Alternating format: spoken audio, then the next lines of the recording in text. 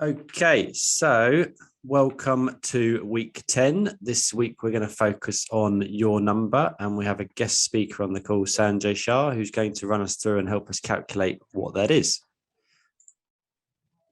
Let's start as usual with a very quick recap.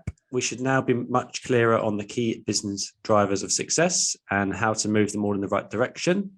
But for those of you who are joining us for the first time, this is what we've covered so far. So throughout weeks 1 to 9, we looked at small continual improvements, practical real world, low and no cost ideas to improve your business growth drivers, overhead optimization, improving cash flow, gross margin improvement, improving customer retention, upselling and cross-selling to existing customers, increasing transaction number and value. And last week, we looked at customer acquisition. Today, we're going to move on to week 10 to understand your number and to work out what it is that you give to give yourself the lifestyle you desire. Armed with a target in terms of exit valuation and timescale, we need to know what goes into preparing for exit, and it's a lot more than people appreciate. Finally, once we have the core structure in place, we need a detailed plan, a detailed three-way forecast covering profit and loss, cash flow and the balance sheet in order to track and record your progress as you go forward.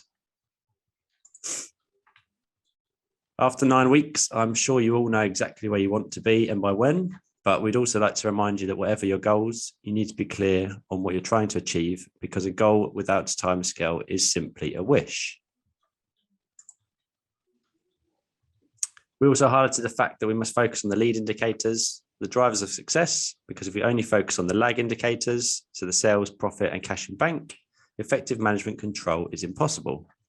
You can only control the lead indicators, those that drive success. And to do that, you need to know what they are, measure them, take action to move and improve the key drivers, to set targets and monitor progress over time. When in doubt, take inspiration from the British cycling team. Remember, as of 2002, they'd only won 1 gold medal in 67 years. In 2008 at the Beijing Olympics, the British team won 7 out of 10 gold medals and repeated that success in London 4 years later. The team went on to win 3 out of 4 of the recent Tour de France events. How did they achieve this? By breaking down everything that goes into cycling and finding ways to make small 1% marginal gains to achieve an overall increase in performance. What worked well for the British Olympic cycling team will work for you. And these webinars are to educate you on small, easy, but highly effective ways to increase your business performance. By finding and implementing ways to make small 1% marginal gains, success will look after itself. In business, whilst yours will have more, these are the 7 business growth drivers, and they are by and large universal. So margins, overheads, new customer acquisition, customer retention, transaction value, purchase frequency, and the odd one out on the screen, because it's not a business growth driver, is cash flow. It's critical because if you run out of cash, there is no business.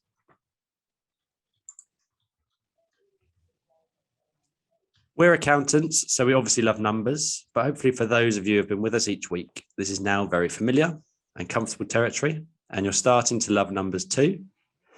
Let's have a go back right to the start in week 1, where we looked at Alex and KPI Software's dilemma. With a profit of nearly 80k, but an overdraft of 53,000, there was no hope of paying the dividend.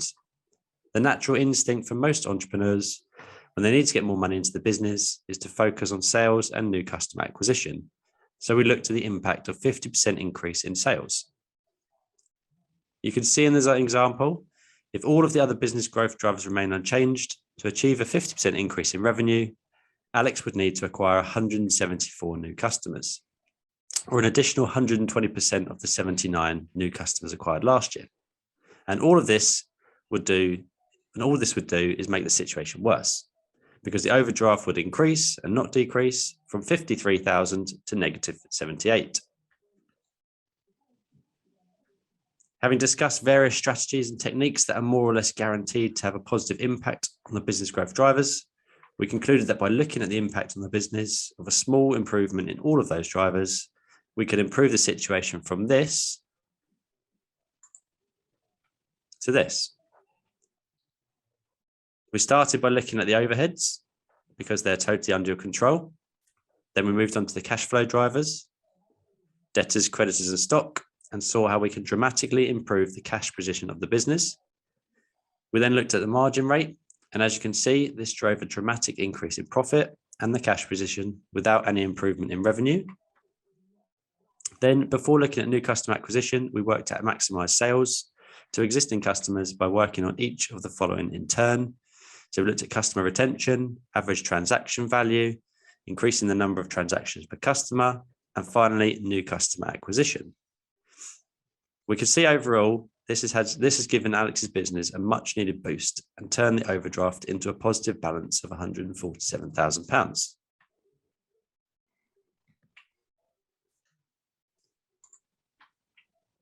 At the risk of labouring the point, had Alex focused only on one business growth driver, that of acquiring new customers, and improved last year's performance by a respectable 13%, this would have driven a £21,000 increase in revenue, a £1,648 increase in net profit, and a £1,023 deterioration in the cash position. So hopefully everyone is now clear on the message we're trying to convey. Some business growth drivers have far more impact than others, and some are much easier to move than others. New customer acquisition is for most the most difficult to improve, and in most cases, the smallest impact on profit, and a potentially negative impact on cash. If you focus on acquisition before you work to optimize the other growth drivers in your business, so it's a negative impact if you focus on acquisition before you work to optimize the others. Let's go back to the start again. So why did you start your business in the first place? What's your ultimate goal for your business? This can probably be answered in two ways. So one, how much do I need my business to be worth and by when? And two, what is the optimum strategy for exit and when should I start working on it? Today, we're going to look at the first of those two questions. So how much and by when? Hopefully you already have a number and timescale in mind. It'll be interesting to know whether you'll be looking at things differently by the time we finish this morning. And so let's now get cracking with week 10, know your number. And we're very privileged to have Sanjay with us, who best to advise on this topic than someone who's not only been there, done that, and done it in spectacular style, but he's also helped thousands of others do the same thing. Sanjay started several businesses, but the most relevant to this discussion is his last, which he successfully grew with over 50 million turnover and 7 billion in assets under management. And the latter statistic is the most important because that is how the value of the businesses in the financial sector are valued. Sanjay achieved this incredible result by moving into the world of financial planning. But I don't want to steal Sanjay's thunder. So Sanjay, would you like to take over to explain why this is extremely relevant to everyone? And thank you for today. Thank you. Thank you very much, David. Thank you, everybody. Before I begin, I was just reading in the Sunday Times that business owners seem to be really concerned about the fact that they've got a shortage of materials, not enough staff, their customers and clients are going to find it ever more difficult to pay the prices that they need to levy on their products and services, etc., etc. It was a real kind of doom and gloomy type of article that economists are forecasting for the year ahead next year. And I thought, you know what? This makes the work that we do, that you've gone through in the last couple of months, very, very important. And it made me realize that by giving somebody the ability to work out for themselves what their number is and try and then match that with the business valuation that you will see from next week's seminar, will actually empower them and give them that reason to achieve the financial independence that they A, deserve, and B, have been seeking for a lot of those years, going through the pain of running their businesses and all the risks that entails. So anyway, so that was the article in the Sunday Times. And I thought this work that we do is really important. So if I, Cliff, will you just give me? You should be able to share your screen, Sanjay. Okay, lovely, thank you.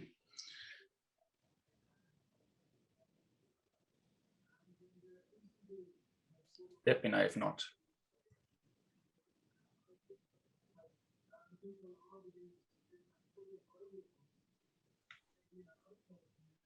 Sorry.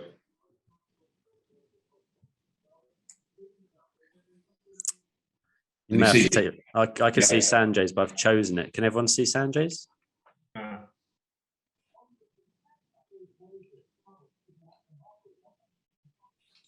That's still mine. I'll stop sharing. Yeah. Then you can try your end. Cool. Yeah, it's the only option now. Okay. Can you see that? Yep. Lovely. Thank you very much. And thanks for that introduction, David. So essentially, really my success has really come from growing a business, doing everything that business owners generally tend to do, which is to grow with scale in mind and making sure they always deliver what their clients and customers appreciate the most at a price that they appreciate paying for that particular service. So no great magic in terms of how you grow your business. And no great magic, I suppose, when you come to exit that business either. It's nowadays very scientific, and I'm going to run through how we go about marrying the lifestyle choices and desires that you have compared to what you can receive from the business and how to match those two numbers. Before I begin, I think I'm really passionate about an explanation of two types of individuals that one can have in this particular equation. One individual is a financial advisor versus a chartered financial planner. Now, I'm a chartered financial planner, so you would think that I would say this, wouldn't I? But generally speaking, we're going to go through the difference between these two individuals, how we can get to a successful exit plan by creating something that we call what's your number. So very quickly, if I just run through the differences between a financial advisor and a financial planner, and the key difference between the two types of individuals is advisors are generally good advisors of investment and insurance products. They will advise on the best product or the best investment for a particular set of circumstances that you might offer to them. And they will obviously help their clients to protect themselves against different eventualities, possibilities, etc. And the key difference between that individual and a financial planner is that financial planners are strategic planners in the same way as you might have an accountant. And I generally say to my clients, if you have an accountant in your life, then it's probably sensible that you need a financial planner at the same time. The two should work collaboratively together. And financial planners are strategic planners that will enable their clients to achieve a particular lifestyle desire using a whole range of skills and tools at their disposal. And one such tool I'm going to run through today. And, you know, I often get asked the question, should I engage with an advisor or a planner? It doesn't really matter as long as if you are engaging with somebody, they need to be able to use a certain type of tool, which we call cash flow modeling tools. So all financial planners will use cash flow modeling tools, but not all advisors will do, some don't. And one of the things I've learned in the last 35 years that I've been doing business is historically, certainly, and it seems to be changing, and certainly it's changing with courses such as the one that we're talking about today. Accountants are advising their clients, and as do financial planners advise their clients. But generally, advisors and planners, accountants, aren't actually working together in a collaborative manner for their client. And that, I think, is a mistake. I think planners and accountants should work much more closely together, because that will help their clients to maximize whatever it is they're trying to achieve in their business. And one of the things, obviously, is when you come to exit your business, you want to make sure that the capital released from that sale, from the sale of that business, will allow the business owner to live out the life they want without the fear of running out of money. And that's, for me, very, very powerful statement. Live the life you want without the fear of ever running out of money. Well, how do you know how much money, A, you should sell your business for, and B, how much money you actually need to live out your life? Well, we're going to go through that. And generally speaking, I feel it's three-pronged approach to achieve that successful sale. One is the tax plan. Clearly, if you're achieving a particular value in your business sale, it's the net proceeds and not the gross proceeds that are going to come into play. So that liquidity event in your life, which is only a one-time gig, you need to make sure that you do take very good expert tax advice to maximize your liquidity. The other part of that approach is to make sure you engage with a good quality financial planner that in the main will be using something that we call cash flow modeling. It's a piece of software that allows you to monetize in a pictorial sense the life that you want to live post selling the business. And then let's not forget also that liquidity that you will have created when you sell your business needs protecting for the next generation and the generations that follow you. And that's best done by an expert estate planner that will create a framework to ensure that there is a bloodline, family bloodline protection to ensure that liquidity continues beyond your lifetime. So those three parts are what I feel are very important to A, a successful exit, and B, that you use that liquidity in the most efficient manner moving forward so that you can enjoy the life that you have always dreamt of. So how do we do that? Well, the first thing is we look at the business, and this is where the accountant will help to get the business exit ready. And what we find is a lot of business owners haven't really thought about the time when they will come to sell the business. And generally the business is very, very owner dependent. And we have to try and release the owner from the business. We also know that business owners, entrepreneurs are very, very confident that they will realize a particular value, but they will fear running out of money. So what they tend to do is stay in the business and create more capital every year by way of profits, because they just don't know how much is enough. And we're going to be able to show you today when that moment might arise. And then what we also know from history is business owners tend to have their personal finances intermixed with their business finances. So we have to extract the personal finance from the business finance. And that's where the financial planner will be able to help and assist. And this really says it all, doesn't it? You know, what we find in practice as business advisors, accountants, etc., is that most owners work in the businesses too long because they just don't know what their number is and if and when they might ever run out of money. And that's the biggest fear people have is, crikey, I can't sell now because I might not realize enough to live out my life. And the moment we start seeing some of these things, you know, people starting to lose the love, they forget why they've set up in business. They're getting very, very disenchanted, disillusioned, etc. They definitely are very stressed, and they will find themselves in a situation where they probably haven't had what I would say a proper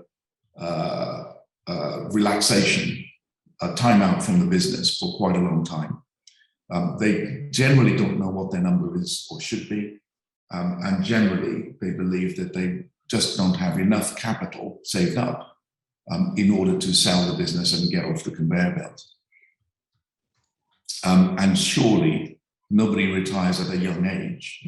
55 is the age that I decided I'd made my number and retired and got off the conveyor belt. But generally people fear leaving the working environment too early and therefore not having enough money at the latter end of their lives. And that doesn't need to be like that. We're gonna show you today how you can actually use these types of tools to enable you to live out life without the fear of running out of money. Now, in the days before this particular software was introduced, most business owners would want to get over the river. Here is the business environment, if you like, and the bridge is the business advisor they might be working with that's helping them to sell the business. Historically, at any rate, it was quite a perilous journey. You took the best deal that a buyer would give to you without really truly knowing that that is going to be enough for you to live that life in the future once you get over the other side of the river. Well, these days, it's no longer like that. We have now put some science into understanding whether this is a solid bridge and whether you're going to make it on the other side of the bridge to live out your life. So what do we use? We use cash flow modeling, and we map out a client's future lifestyle, their goals and dreams, and we spend a lot of time initially to understand what the client wants to achieve. And essentially, these are the sorts of things that we start looking at. What's really important to the individual? What do they want to do in their lives after selling? And where are they now? So what's their capital base, asset and liability base, etc. And what, some people say, I'm going to write a book. Well, writing a book is not going to take probably more than 3 years. So they've got to really ask themselves, what do I really want to do in the long run after I sell my business? And then how much are all these different activities that I want to live out will cost by way of capital? So these are the sort of questions that we ask initially. We sit down, we look at the sale valuation of the business right now and what it needs to be, and we build what we call the cash flow model. We start with, as I said earlier, with the current position. So what assets might they have, the liabilities, the income and expenditure, etc. And then we overlay that with their desired lifestyle. So we ask a bunch of questions around what, in their mind's eye, they're looking to achieve, wanting to do in the future. And then we bring that back to today's state. And what we're trying to achieve is we're trying to identify any weaknesses or what I call vulnerabilities in that lifestyle, future lifestyle, against the assets and liabilities they might have now. And therefore that will help us to quantify that shortfall, which then gets us closer to arriving at that magic number. And it's a very pictorial format. So it's not a bunch of numbers that we demonstrate to clients in the end. It's actually pictorial charts, etc. So it appeals to those people who like to see things in pictures rather than numbers. So these are some of the things that we find and ask about. So living costs, what's the basic living cost and future cost? Do you want to start traveling? If you're going to be traveling, how long will you travel? There will come a time in the future when you may be too old to travel long haul. So that the level of traveling will wheel off as the years go by. You may want to pay for your children's weddings at a certain time in the future. You may want to buy that magic dream car that you've always dreamt of. You might want to give gifts to your children, grandchildren, or privately educate the children and or grandchildren. All these things will have a capital cost attached to it at some point in the future. So we bring that back in our models. And it's always important to build contingencies. So we build in various scenarios to allow for, you know, the doom and gloom article that I did in the Sunday Times, for different rates of inflation in the future, for investment markets to perform well, for investment markets to perform badly, the ups and downs that we generally see in the stock market. We allow for all of those potentials and start building contingencies. And then we build something that looks like this. So this is an individual where we've mapped out their daily expenses on a yearly basis, all the way through to age 100. We look at their personal expenses, what they want to give by way of gifts to their children, whether they want to buy that magic dream car, a second property, a villa, yachts, whatever it might be. We map it out in this sort of chart, which is simply their expenditure. This is what the individual business owner has told us that he or she wants to spend during that time. And then we allow for contingencies, which also includes taxation. The system automatically calculates the tax and any national insurance, including at the end, IHT, inheritance tax. We then overlay that with the capital cash flow position. So in this particular picture, what we see is an individual who sold their business at roughly age 60 at 600, I think it was £645,000. And then because of their expenditure pattern, it looks like this particular individual is going to run out of capital at the age of 74. So having looked at their expenditure, what they desire is regarding expenditure patterns moving forward, they simply will not have enough money from 74 onwards. And then to try and elongate that position, to move up that age from 74, what we've done for that individual is to build an investment model from that liquidity event that creates extra performance. Now that extra performance from the underlying liquid position will require that individual to take much more risk. And we then have to start thinking about how much risk somebody is prepared to take and can absorb. So in this situation, having done that, the individual now is looking to run out of money at age 90. And again, what we've done is exactly the same, selling the business at age 60, creating that capital event, and then using that capital, the net capital, to start living their life. But sadly, age 90 is when it looks like this individual is going to run out of capital. So what else can we do using the cash flow modeling?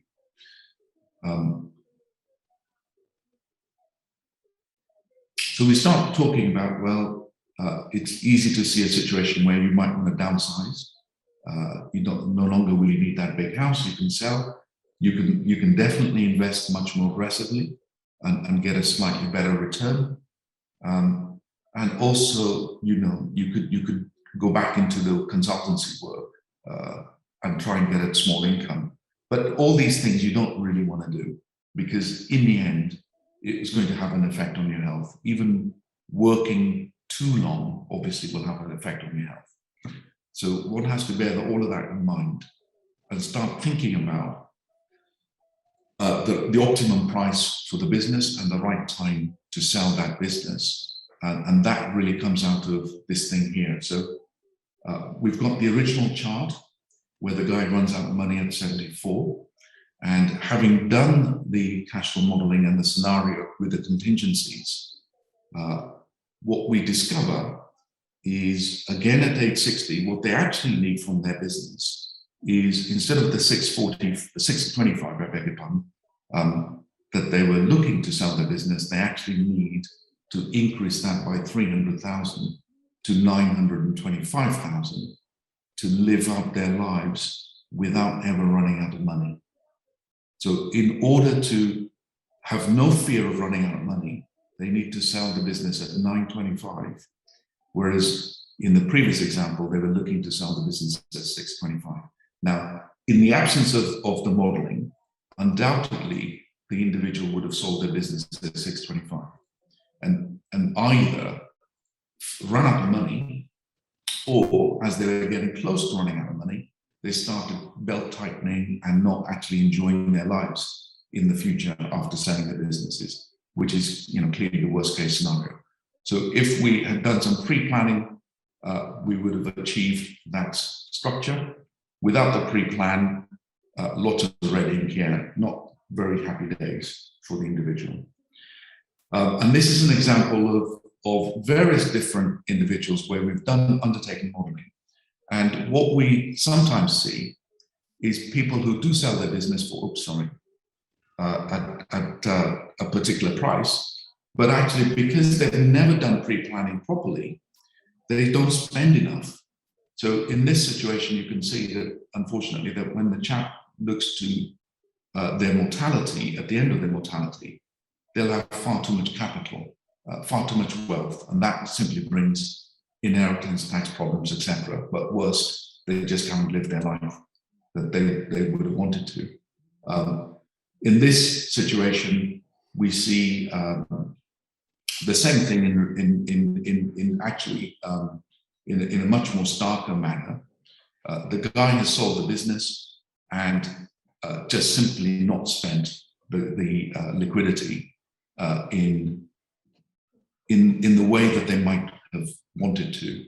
And what they now get is, at the end of their mortality, a massive capital value, which will bear inheritance tax at obviously 40% on a big value.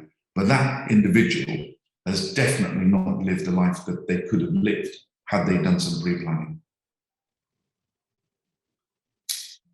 And then you obviously get that sort of situation arising quite often, which you don't want to.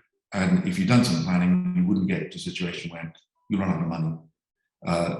That sadly is when we first begin the cash flow model for a business owner that's looking to sell. That's probably what it would look like. And then you'd start planning ahead to create a different plan ahead to avoid the situation where they run out of money. And that is actually where we want to end up, isn't it?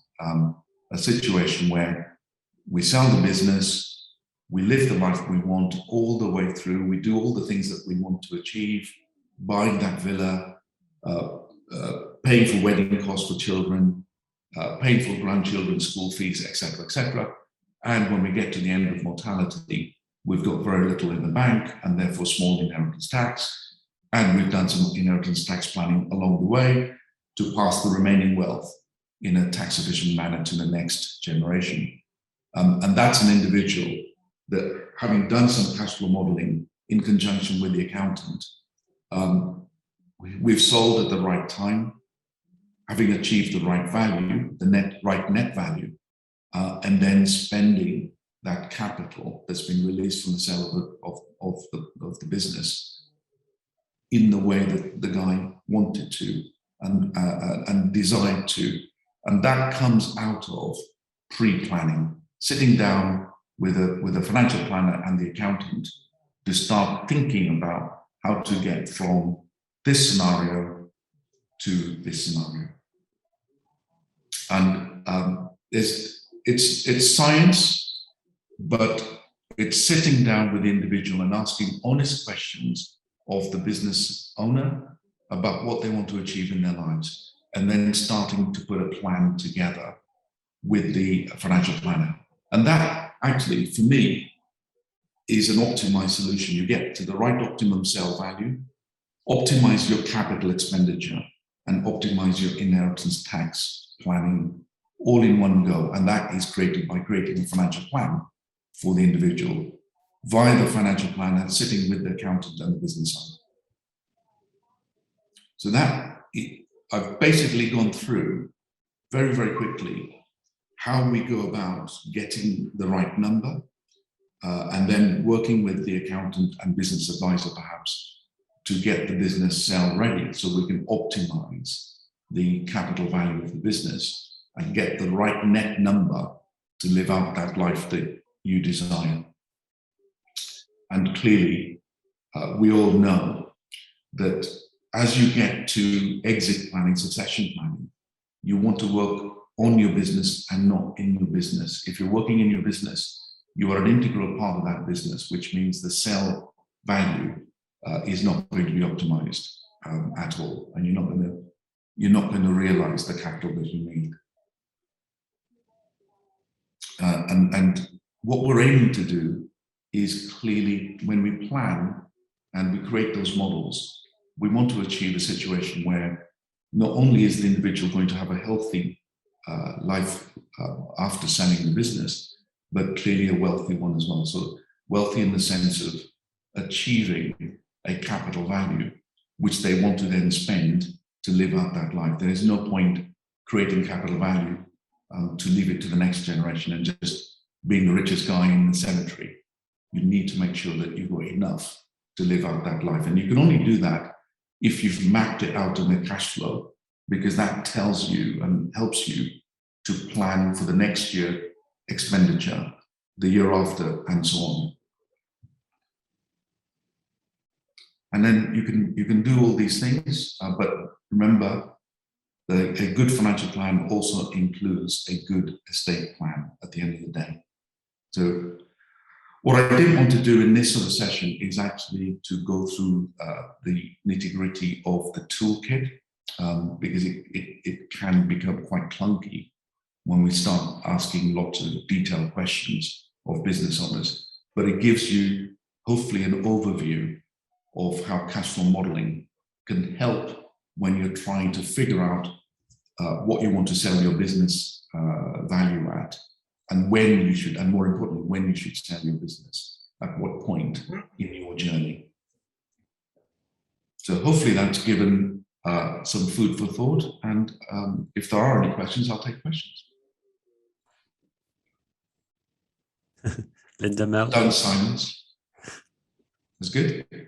I do think it's very interesting, and I wonder how many people actually know when they're going to hit that point of losing all their money. I mean, a lot of businesses probably think they've sold it, they're going to be fine for life, buy what they want to do, and then they struggle and then stress and try to get another job at retirement age, which then puts them into more issues. But it's amazing just to be able to, I suppose, plug it into that data and see a picture, because that's normally like the easiest way to show somebody, look, this is the issue. Yeah, I mean, what we find in practice is most business owners generally tend to sell at too low a number, and they will leave money on the table, and that's simply because in their mind sometimes they believe that whatever that small number is going to be the biggest number in their lives, and therefore they'll be able to live off that capital for the rest of their lives. But what they haven't taken into account usually is contingencies. What if inflation triples, quadruples? What if they need nursing care earlier than they might have envisaged, etc.? What if the children want to go onto the property ladder and you need to help them substantially, more than you'd anticipate, and all these sorts of things. But by asking those difficult questions up front, ahead of a sale, you can start mapping out, actually, instead of selling your business at X, you really need to achieve Y. And the converse is also true. If they've already achieved their number from the cash flow modeling, then why stay and on the conveyor belt for any longer when you don't need to? Because you're just taking more stress. And by taking more stress, you may never get to the stage where you, sadly, aren't in a position to sell the business, because you're so stressed out. You suffer from all these different ailments that business owners sometimes do.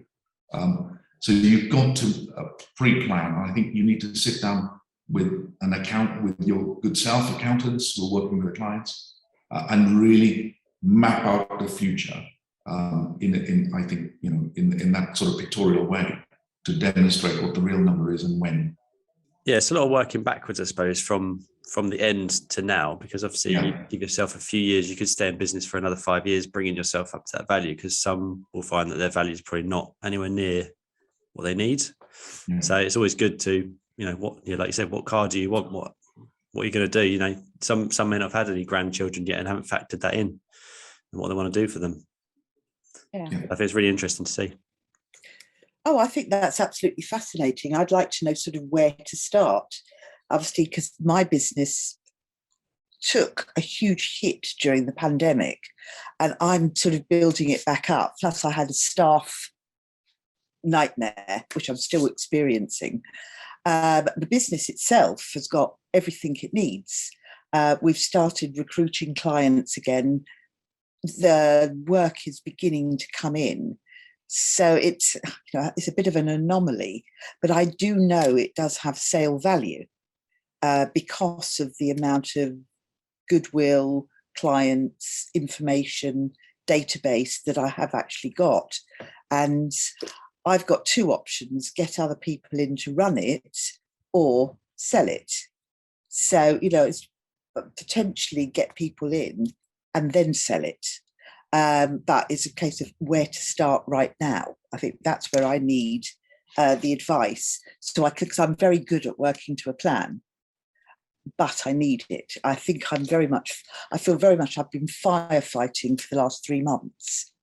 And I think I'm taking a few steps forward. But I think I do definitely see the day when I want out of this. Just high stress.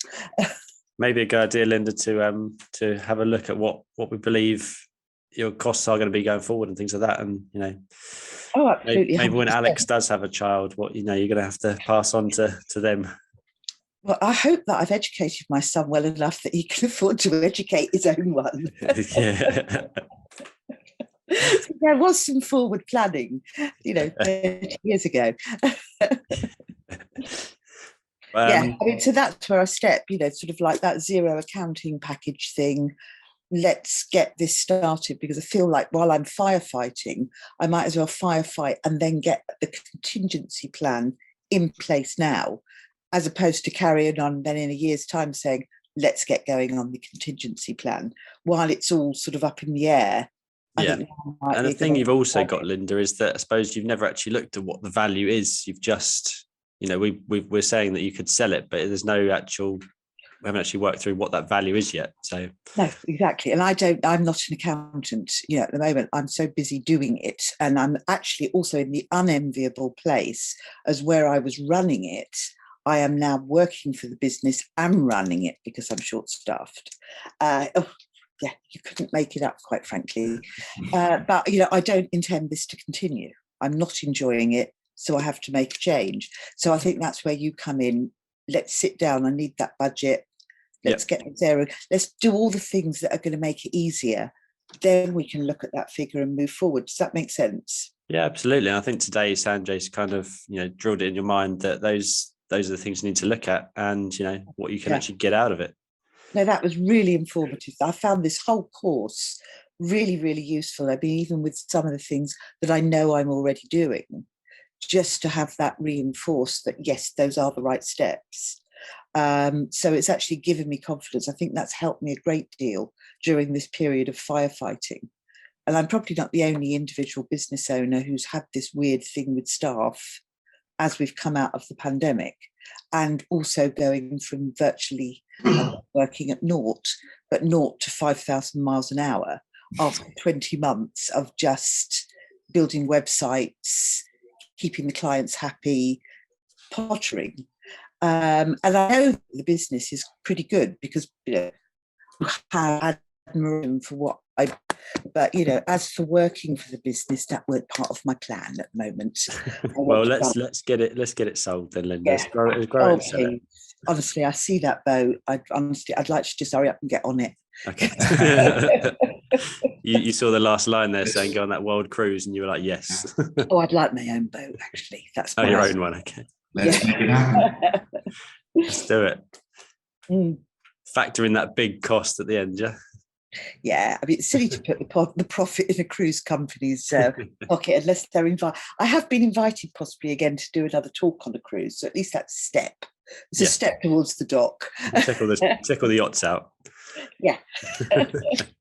Any other questions, Mel? How did you find today?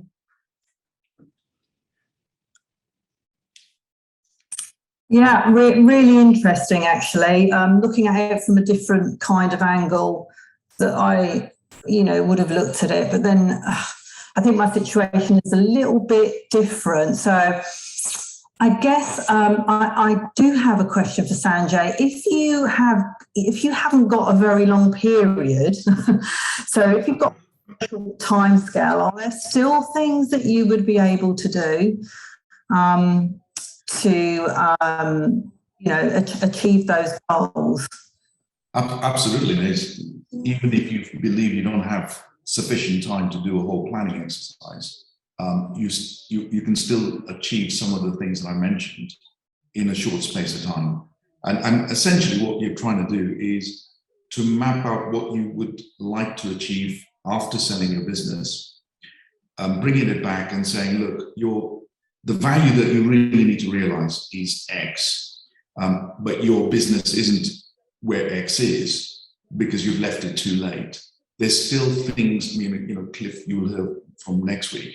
There's still stuff you can do in the business that will enable you to raise the price a little bit, a tad more than it could be. And I call it, in my terminology, I call it just basic housekeeping in the business.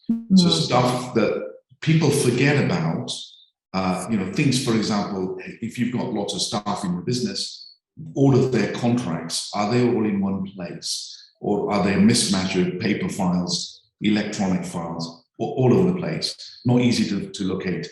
Now, if you can bring it all together in one place, and then you go out and find a buyer, it makes it easier in the due diligence process. They're less likely to discount the price because you've got a terrible, disorganized back office system. So those sorts of things you can achieve very quickly. The harder bits are the stuff where you can raise the profit multiplier on the type of business, and obviously that will depend on the sector that you're in. Those take a little bit more time. But basic housekeeping, legals, and all these sorts of things that ensure that you have a very efficient business are quite easy to do and don't take that much time. One of the things we learned from, I think Neil's on the call today, is the risk analysis within your business. A lot of businesses I go into nowadays, they've never really thought about the risks inherent within their business. Now, it's incumbent upon you as the owner to start thinking about the risks, modeling those risks, and understanding what you might do if one or more of those risks manifest themselves. What you're going to do in that process. If you can demonstrate to a buyer that you've thought through the different risks, and these are the contingencies, these are the processes that would come into play if this happened or that happened, then your business is worth a little bit more than the guy next door who hasn't even thought about basic transparent risk, let alone more difficult risk to analyze and model. Yeah. If nothing else, if you put a risk register together, risk analysis, it helps you to bring your insurance premiums down. So you've saved a bit of money in terms of your overhead costs and create an opportunity for a buyer. Yeah, that's great. Thank you, Sanjay. It's been really useful. Thank you. Welcome. Any other questions, guys? No. I think that was really informative today. I really enjoyed that. So I've learned a bit myself as well, Sanjay. So thank you very much. Thank you all. Thank you. I think we'll just wrap up this week, just go through some homework. So give me a second.